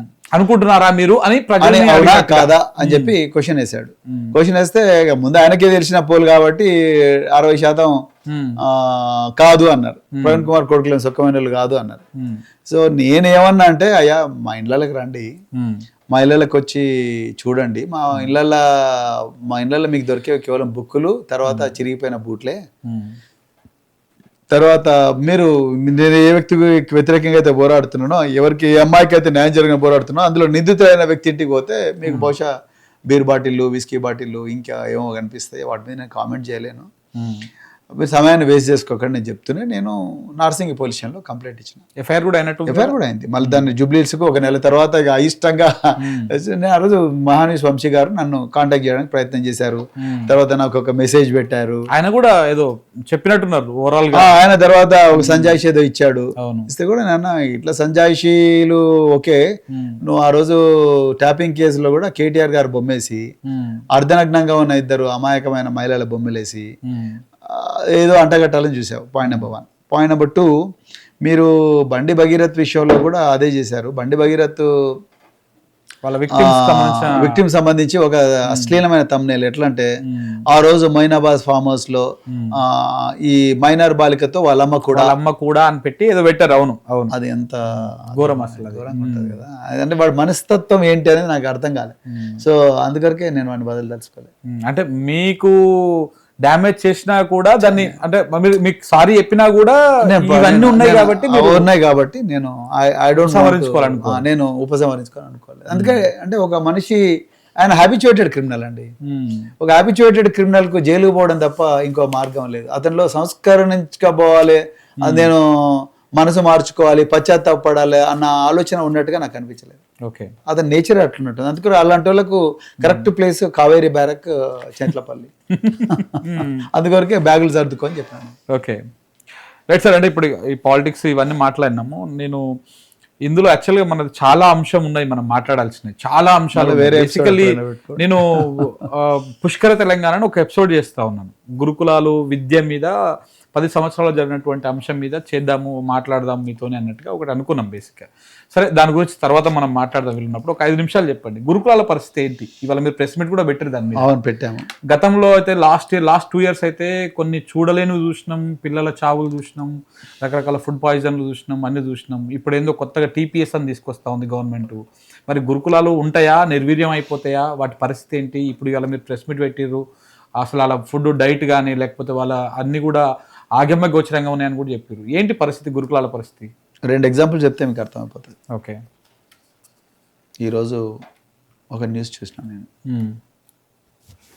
ఒక గురుకులంలో అది ఏ గురుకులం అని నేను చెప్పాను. ఓకే, ఒక గురుకులంలో, అది అథెంటిక్ న్యూస్. ఒక గురుకులంలో, హైదరాబాద్ నగరంలో ఉండే గురుకులంలో ఒక అమ్మాయి మైనర్ ఎస్ఎస్ నాన్ నోట్స్లో కూడా ఉంది, ప్రసవించి ఒక శిశువును బయటపడేస్తుంది. ఇది వాష్రూమ్లోకి వెళ్ళి అక్కడ నుంచి బయటపడేస్తుంది. శిశువు చనిపోతుంది. 3 రోజుల తర్వాత పోలీసు వాళ్ళు కేసు రిజిస్టర్ చేస్తారు. రైట్, అది నేటి గురుకులాల పరిస్థితి. 130 మంది పిల్లలు చనిపోయారు. ఈరోజు ఒక అమ్మాయిలు అమాయకులు అండి, చిన్నపిల్లలు. అందుకొరకే మైనర్ బాలికలు అంటే చట్టం చాలా టఫ్ ఉంటుంది. అమ్మాయిలకు ఏం తెలియదు, చెప్పాల్సిన బాధ్యత ఉపాధ్యాయులది. తల్లిదండ్రులకు ఆ జ్ఞానం లేనందువల్లనే ఉపాధ్యాయుల చేతిలో అమ్మాయిలను పెడతారు. కరెక్ట్, వాళ్ళని కంటిన్యూస్గా చూసుకోవాల్సిన బాధ్యత ఉపాధ్యాయులది. ఒక తల్లిదండ్రులు లెక్క చూసుకోవాలి. కరెక్ట్. ఒక మైనర్ బాలిక ప్రెగ్నెంట్ అయ్యి శిశువును ప్రసవించే స్టేజ్కి వచ్చిందంటే 9 నెలలు. కరెక్ట్. సరే, స్టిల్ బార్న్ బేబీ అనుకున్నా కూడా 7 నెలలు, 6 నెలలు. ఈ 6 నెలలు అంటే ఆ అమ్మాయికి మొదటి నెల తర్వాత మెన్స్ట్రువల్ సైకిల్స్ ఆగిపోతాయి. అవును, కరెక్ట్. ఆగిపోయిన వెంటనే ఆ స్కూల్లో ఉండే హెల్త్ సూపర్వైజర్ ఇమ్మీడియట్గా ఎవరెవరికైతే మెన్స్ట్రువల్ సైకిల్స్ ఆగిపోయాయో వాళ్ళ నేను టెస్టింగ్కి పంపించి వాళ్ళ తల్లిదండ్రులు కాంటాక్ట్ చేసి ఎందుకు ఆగిపోయాయి డాక్టర్ దగ్గర తీసుకెళ్ళడం, వాళ్ళకి ట్రీట్మెంట్ ఇప్పించడం అవన్నీ చేస్తారు. అంటే ప్రెగ్నెన్సీ వల్లనే మెన్స్ట్రువల్ సైకిల్స్ ఆగవు, ఒక్కసారి కొంతమందికి పీసీఓడి ఇవన్నీ ఉంటాయి. సో ఇప్పుడున్న పరిస్థితుల్లో వైటమిన్ డి అను రకరకాల Food అలవాట్ల వల్ల కూడా అలవాట్ల వల్ల సో ఇవన్నీ చూసుకోవాల్సిన వ్యవస్థ గురుకులాల్లో ఏర్పాటు చేయబడ్డది, కొత్తదేం కాదు ఇది. కానీ ఈ వ్యవస్థలు పని చేయకపోవడం వల్లనే ఆ అమ్మాయి ఈరోజు గర్భవతి అయి 5 నెలల శిశువు 6 నెలల శిశువును ప్రసవించి, అంటే ఆ ప్రసవ వేదన ఎట్లా తట్టుకున్నది ఆ బిడ్డ నాకు తెలియదు. బాత్రూంలో పడేస్తే ఆ బాత్రూంలో నుంచి బయటపడేశారు. అసలు ఎవరు హెల్ప్ చేశారు దీనికి, ఏంటి, ఎవరు చేశారు? ప్రిన్సిపల్ రిపోర్ట్ చేశారు, అయింది. ఇది నేటి తెలంగాణ గురుకులాల పరిస్థితి. 130 మంది పిల్లలు చనిపోయారు ఇప్పటివరకు. ఇప్పటి వరకు స్కూళ్ళల్లో యూనిఫామ్ రాలేదు, నోట్బుక్స్ కొంత వచ్చినాయి, టెక్స్ట్ బుక్స్ వచ్చినాయి అంతే. తర్వాత అడ్మిషన్స్ కంప్లీట్ కాలేదు, తర్వాత యూనిఫామ్ రాలేదు, యూనిఫామ్ టెండర్స్ ఇంకా గడవ నడుస్తుంది. అదే ప్రెస్ మీట్ పెట్టా ఇప్పుడు నేను. బూట్లు రాలేదు, సాక్స్ రాలేదు, నైట్ డ్రెస్ రాలేదు, బెడ్లు రాలేదు, దుప్పట్లు రాలేదు, మంచాలు రాలేదు, ప్లేట్లు రాలేదు అన్న తినడం కోసం. ఎట్లా ఏం చేస్తారు ఇప్పుడు పిల్లలు? అదే నేను అడుగుతున్నా. ఇప్పుడు ఈయన విద్యాశాఖ తన దగ్గర పెట్టుకున్నారు, రేవంత్ రెడ్డి గారు నాకు ఇష్టమే పెట్టుకుని అంటున్నారు, మరి ఎందుకు ఈ మెటీరియల్ రాలేదు చెప్పండి. ఇది ఈరోజు గురుకుల పాఠశాల పరిస్థితి. కట్ చేస్తే ఇక్కడ నేను గతంలో తీసుకెళ్తా. కేసీఆర్ గారు ముఖ్యమంత్రి అప్పుడు కేసీఆర్ గారు మాకు ఒక డైరెక్షన్ ఇచ్చారు, ఒక స్వతంత్రం ఇచ్చారు, మీరు ఏమైనా ఎక్స్పెరిమెంట్లు చేయండి నేను మీ అనుకుంటా అన్నారు. కరోనా టైంలో మేము భువనగిరిలో, కరోనా కాదు సార్ అంతకన్నా ముందే 2016లో 2017లో సంవత్సరంలో భువనగిరిలో రుక్మాపూర్లో సైనిక్ స్కూల్స్ పెట్టాము. చాలా చేసాం ఎక్స్పెరిమెంట్స్. ఇప్పుడు లేటెస్ట్ ఎక్స్పెరిమెంట్ చెప్తాను. సైనిక్ స్కూల్స్ పెట్టాము. పెడితే వాళ్ళకు మ్యాక్సిమం ఫండింగ్ ఇచ్చాము. అద్భుతమైన మెరికల్ లాంటి యువకులను, బహుజన వర్గాల నుంచి ఉండే బిడ్డలను, వీళ్ళందరినీ కూడా ఎగ్జామ్లు పెట్టి ఆర్మీలో ఎట్లయితే జవాన్ సెలెక్ట్ చేస్తారు అట్లా సెలెక్ట్ చేసి స్టూడెంట్స్ తీసుకుపోయి మీకు రిటైర్డ్ ఆర్మీ ఆఫీసర్లందరినీ కూడా డిప్లాయ్ చేసి వాళ్ళకి ₹1,00,000 జీతాలు ఇచ్చి పెట్టి చేయించాము. ఇవాళ మీరు నమ్ముతారో నమ్మరో 3 విద్యార్థులు యుద్ధ విమానాల పైలట్లు అయినారు. అశోక్ సాయి, ఉమాకాంత్, ఇంకొక అబ్బాయి. రైట్. ఇంకొక గొప్ప విషయం ఏంటంటే వెలుదండి కావ్య అనే అమ్మాయి మొట్టమొదటిసారిగా యుద్ధ విమానాల పైలట్ అయింది. ఈ దేశంలో మహిళలు 3 లక్షల మంది రాస్తారు ఎంట్రన్స్, ఎన్డీఏ ఆఫ్కాట్. అందులో నుంచి మన వెలుదండి కావ్య సెలెక్ట్ అయ్యి మన Dundigal air force academy training complete చేసుకొని రాజ్నాథ్ సింగ్ గారి చేతుల మీదుగా మెడల్ తీసుకున్నారు. అశోక్ సాయి ఉమాకాంత్ అనే అబ్బాయి ఇప్పుడు పూణేలో డిఫెన్స్ అకాడమీలో ఉన్నాడు. ఎయిర్ ఫోర్స్ అకాడమీ దుండిగల్లో బెస్ట్ పైలట్ అవార్డు వచ్చింది. ఇది మీ ఆధ్వర్యం గురుకులలో చదువుకున్న పిల్లలు. ఎగ్జాక్ట్లీ. అప్పటికి ఇప్పటికి తేడా ఇది. ఇంకా మీకు అర్థం చేసుకోవచ్చు. ఒకవైపు ఏమో అమ్మాయిలు పైలట్ కావాల్సిన అమ్మాయిలు ప్రసవ వేదనతోని ఇక్కడ బాత్రూంలో ప్రసవిస్తున్నారు. మరోవైపు ఈ పెళ్లి చిన్నతనంలో పెళ్లి కాకూడదని కేసీఆర్ గారు 2016లో 75 గురుకుల డిగ్రీ కళాశాలలు, అదేవిధంగా 663 గురుకుల పాఠశాలలు ఇస్తే అందులో నుంచి పైలట్లు తయారయ్యారు. ఇప్పుడు అప్పటికిప్పటికి తేడా. ఆఫీసర్లు వాళ్ళే, బడ్జెట్ అదే, పాఠశాలలు కూడా అవే. మరి ఎవరు తేడా? మరి ఎక్కడ లోపం? ఎగ్జాక్ట్లీ మంత్రి తేడా, ముఖ్యమంత్రి తేడా. అంటే పర్యవేక్షణ లేకపోవడమా, పట్టించుకోకపోవడం? ఎగ్జాక్ట్లీ. ఇలా గురుకుల టెండర్ల గురించి ఎందుకంత గొడవ జరుగుతుంది శంకర్ గారు? జైవీర్ రెడ్డి. ఎవరు జైవీర్ రెడ్డి? ఎవరు మీరు గూగుల్లో చెక్ చేయండి మీకు తెలిసిపోతుంది. జైవీర్ రెడ్డి, దాని తర్వాత నిరంజన్ జైన్, దాని తర్వాత రమేష్ జైన్. ఈ ముగ్గురే మొత్తం టెండర్లు అంతా రింగ్ చేసి 2,000 కోట్ల టెండర్లు ఎట్లనే చేసి మాకే రావాలని కైంకర్యం చేసుకొని ఏదో హోటల్లో కూర్చొని స్పెసిఫికేషన్స్ వాళ్ళకి అనుకూలంగా ఉండేటట్టు రాసుకున్నారు. ఇవాళ మాకు కొత్తగా తెలిసిన విషయం నేను మీడియాలో కూడా చెప్పాను. ట్రంక్ బాక్స్లో టెండర్ ఒక సంస్థకు వచ్చింది. ఆ సంస్థ పేరు చింతామణి పార్శ్వనాథ్. ఓకే. చింతామణి పార్శ్వనాథ్ ఓనర్ ఎవరయ్యా అంటే నిరంజన్ కుమార్ జైన్. నిరంజన్ కుమార్ జైన్ ఎవరయ్యా అంటే వీడు 2022లో హైదరాబాద్ నగర పోలీసులు జరిపిన దాడిలో డ్రగ్స్ తో పట్టుబడతాడు. ఓకే. 1000 కోట్ల బిజినెస్ ఉంది, 15 రోజులు జైలు నుండి వస్తాడు. అలాంటి పర్సన్ కి ఈ ట్రంక్ టెండర్ ఇచ్చారు. ఈ ట్రంక్ పెట్టలు అంటే ఈ పిల్లలకు బట్టలు పెట్టుకోవడానికి, బుక్స్ పెట్టుకోవడానికి ఇచ్చాడు. వాడు రేపు ట్రంక్ బాక్స్ లో గంజాయి సప్లై గ్యారంటీ ఉంది. ఘోరం కదా అసలు. అసలు మనం ఎవరికి ఇస్తున్నాము, పిల్లల భవిష్యత్తు ఎవరి చేతిలో పెడుతున్నాము? ఎగ్జాక్ట్లీ. తెలంగాణలో చేనేత కార్మికులు ఉన్నారు, అవును, లక్షలాది మంది ఉన్నారు. వాళ్ళకి రావాల్సిన టెండర్స్ మఫత్లాల్ అంటానికి పోతే ఎంత బాధ అనిపిస్తుంది. వాడు బాంబే వాడు. మీ హయాంలో వాళ్ళకి ఇచ్చేదా? 99.99% తెలంగాణ వాళ్ళకి ఇచ్చాం. అక్కడ తెలంగాణ వాళ్ళకి చేత కాకపోతేనే మేము ఒక్కోసారి టెస్కో వాళ్ళంటే ఆప్కో అంటారు, ఇప్పుడు టెస్కో అంటున్నారు.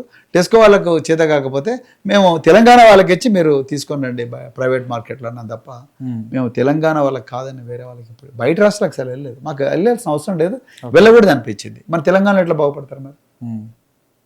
మీరు ఇప్పుడు లిడ్ క్యాప్ ఉందండి. లిడ్ క్యాప్ అంటే చర్మకారులు, మాదిగ ఉపకులాల కోసం, వాళ్ళ కుల వృత్తుల కోసం వచ్చిన సంస్థ లిడ్ క్యాప్. ఇప్పుడు తెలంగాణ వచ్చిన తర్వాత తెలంగాణ లెదర్ కార్పొరేషన్ అయింది. అది తెలంగాణ లెదర్ కార్పొరేషన్ మనకు బూట్లు సాక్స్ సప్లై చేస్తే అర్థం ఉంది.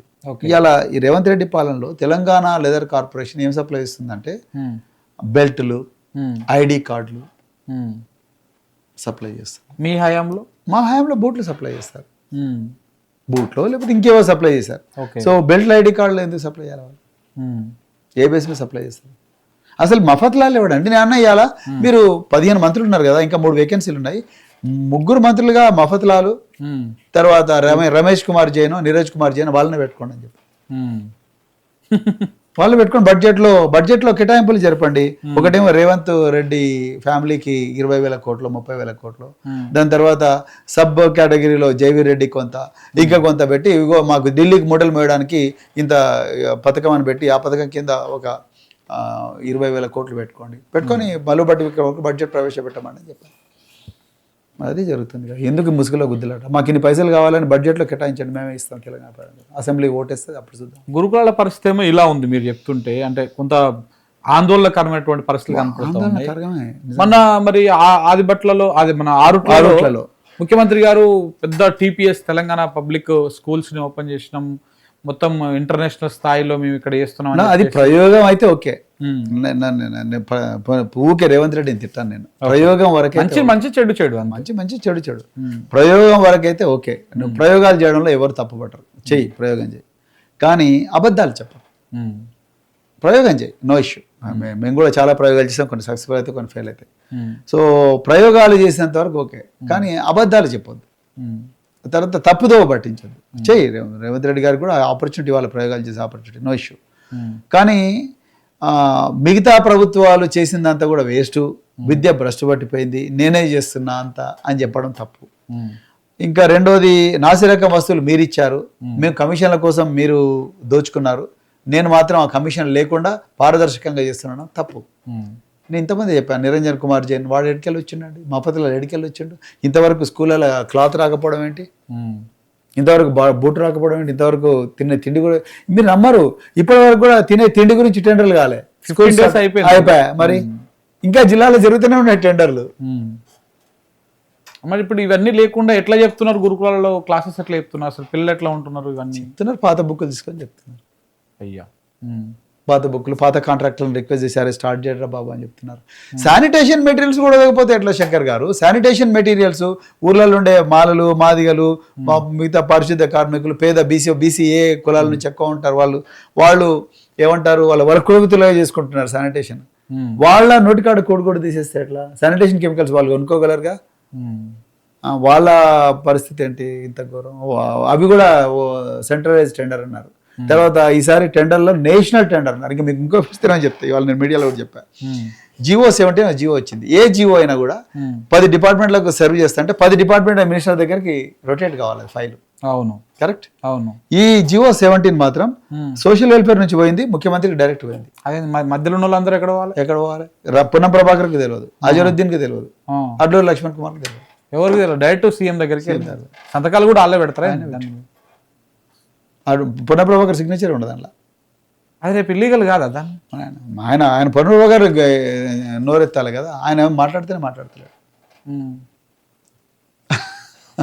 అంటే మీకు ఇవన్నీ అడుగుతుంటే ఆయన కోపం వస్తుంది. సరే, కోపం నేనేమన్నా ఇవాళ నేను ఓపెన్ చెప్పిన ఇవన్నీ అబద్ధాలు అయితే నిజంగా అనుకోవచ్చు, కానీ నిజ కన్నులము కనపడతావు. జూలై 2వ తారీఖు నాడు ఉదయం 11 గంటలకు మేము సోమాజిగూడ ప్రెస్ క్లబ్కి పోతున్నాం.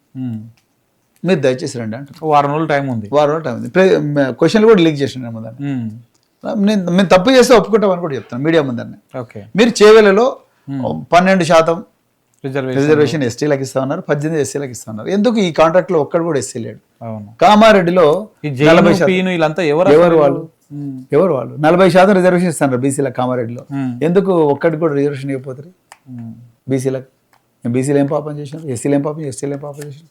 దానికి బహిరంగ చర్చకు రండి అని నేను చెప్పిన. జూలై 2 తారీఖు 11 గంటలకు సోమవారం. జూలై 2 ఎందుకు పెట్టుకురు డేటు? అంటే ఏదో ఒక టైం. ఆయన అన్నాడుగా లక్ష్మణ్ కుమార్, నేను ఇప్పుడే రాజీనామా పత్రం తీసుకొని వస్తా, ఇవన్నీ తప్పని నిరూపిస్తాను. రండి భయ అని చెప్పినాడు. అంటే ఫైనల్ గా చెప్పండి, ఇప్పుడు గురుకులాలని పరిస్థితులు చూస్తా ఉంటే ఇప్పుడు విద్యార్థుల సంఖ్య కూడా మీరున్నప్పటికీ అంటే బీఆర్ఎస్ గవర్నమెంట్ తగ్గిందా పెరిగిందా? తగ్గింది. కాంపిటీషన్ లేదు. కాంపిటీషన్ లేదు.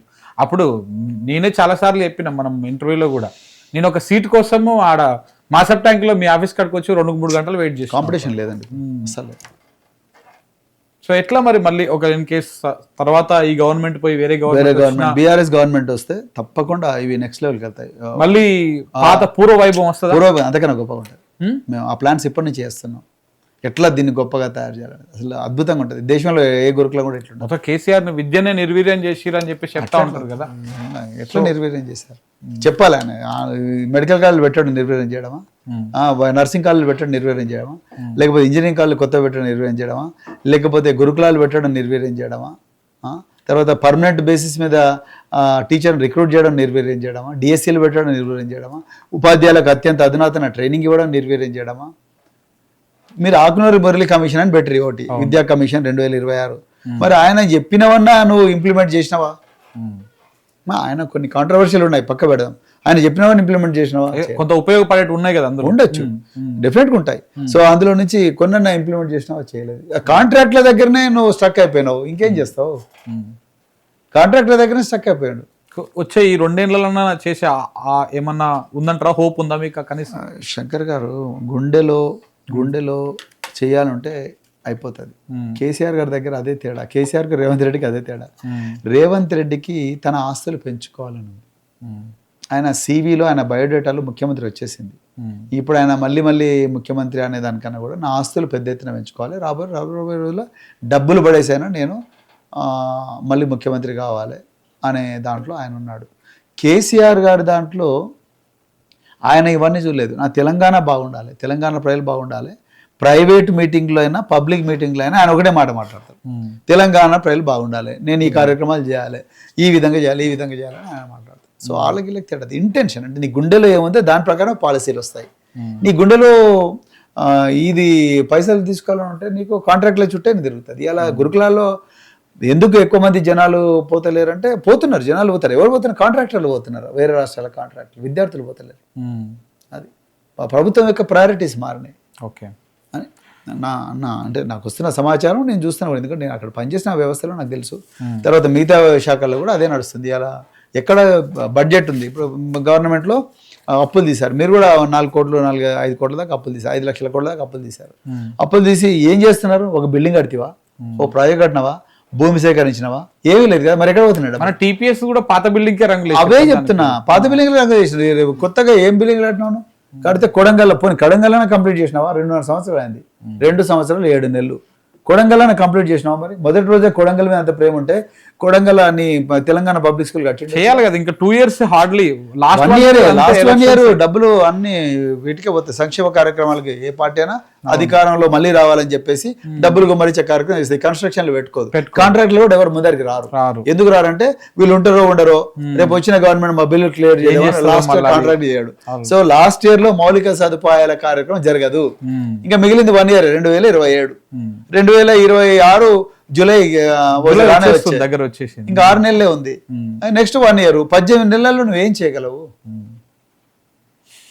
చాలా అంశాలు ఉన్నాయి సార్, దీని మీద మళ్ళీ మాట్లాడదాం మనము. ఈ విద్యారంగానికి సంబంధించి నాకు మీరు పర్టికులర్ టైం ఇవ్వండి, ఒక 1 hour తప్పకుండా. అంటే అప్పుడు 2014 నాటికి విద్యారంగం ఎట్లా ఉండే, 2026 నాటికి పుష్కర కాలం 12 సంవత్సరాలు అయిపోయింది, ఎలా ఉండే, ఏమైంది, ఇప్పుడు ఎలా ఉన్నది అనే దాని గురించి మనం మాట్లాడదాం మళ్ళీ ఇంకొక ఇంటర్వ్యూలో.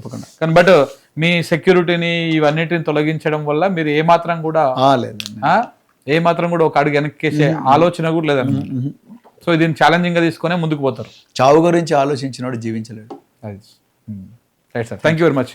సో ఇది ఆర్ఎస్ ప్రవీణ్ కుమార్ గారు చాలా చెప్పారు. అంటే ఇందులో మనం 3-4 అంశాలను డిస్కస్ చేసినాం. ఒకటి, వారు ఇచ్చినటువంటి రాజకీయ పాఠాలు ఏదైతే క్లాసులు ఏవైతే ఉన్నాయో పొలిటికల్గా వాళ్ళ కార్యకర్తలను మోటివేట్ చేసేటువంటివి, అక్కడ అది ఆ విషయాలను మాట్లాడడం. దాని తర్వాత ఆయన మీద జరుగుతున్నటువంటి కుట్ర ఏదైతే ఆయన సెక్యూరిటీని తగ్గించే ప్రయత్నము, ఆయన బుల్లెట్ ప్రూఫ్ వాహనాన్ని వెనక్కి తీసుకునేటువంటి ప్రయత్నం, దాంట్లో భాగంగా జరుగుతున్నటువంటి ఒక అవమానకరమైనటువంటి పరిస్థితి, ఇవన్నీ కూడా మనం డిస్కస్ చేసినాం. అలా గురుకులాలకు సంబంధించినటువంటి అంశాలను కూడా మాట్లాడినాం. మరొక అంశంతో మరొకరితో మళ్ళీ కలుద్దాం. Thank you very much.